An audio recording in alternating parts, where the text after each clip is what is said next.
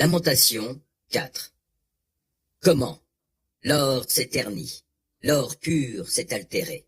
Les pierres saintes ont été dispersées à tous les coins de rue.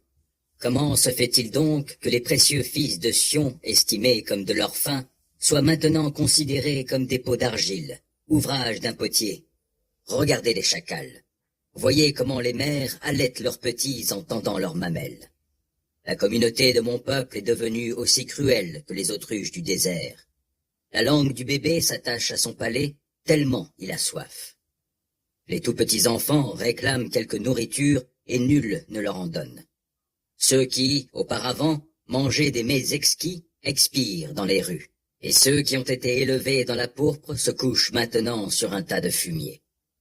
La communauté de mon peuple a commis un péché plus grand que celui de Sodome, qui a été anéanti en un instant, et sans qu'un homme porte la main contre elle.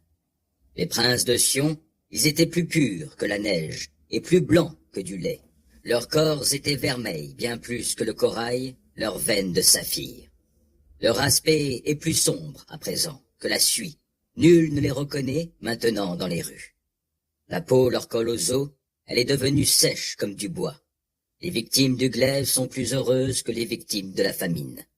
Celles-ci dépérissent, tenaillées par la faim, car les produits des champs leur font défaut. De tendres femmes, de leurs mains ont fait cuire la chair de leurs enfants pour s'en nourrir, à cause du désastre qui a atteint la communauté de mon peuple. L'Éternel a assouvi son courroux. Oui, il a déversé son ardente colère. Il a allumé un feu dans Sion qui en a consumé les fondations. Aucun roi de la terre, ni aucun habitant du monde n'a cru que l'adversaire, que l'ennemi, pourrait franchir les portes de Jérusalem.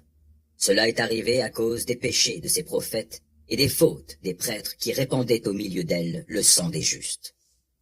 Et maintenant, ils errent dans les rues tout comme des aveugles. Ils sont souillés de sang, si bien que l'on ne peut toucher leurs vêtements. Allez-vous-en, impurs, voilà ce qu'on leur crie. Hors d'ici, et ne nous touchez pas. Et lorsqu'il fuit ainsi, en errant çà et là, les gens des autres peuples disent qu'il ne reste pas en ce lieu. L'Éternel en personne les a disséminés. Il ne veut plus les voir. On n'a pas respecté les prêtres, ni eu d'égard pour les responsables du peuple.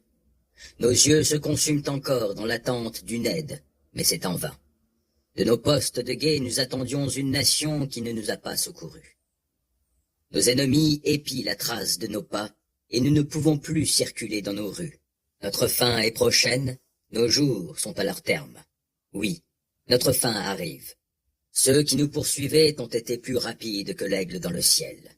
Ils nous ont pourchassés avec acharnement sur les montagnes, ils se sont embusqués contre nous au désert. Le roi qui, de la part de l'Éternel, avait reçu l'onction, et dont dépendait notre vie, a été capturé grâce à leur piège, alors que nous disions « Nous vivrons sous sa protection au milieu des nations ». Peux être ravi, communauté d'Édom, et exulter, toi qui habites au pays d'Out.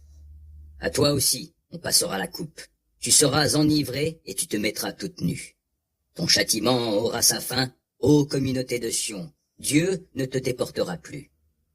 Communauté d'Édom, il te fera payer tes fautes, et il fera paraître tes péchés au grand jour.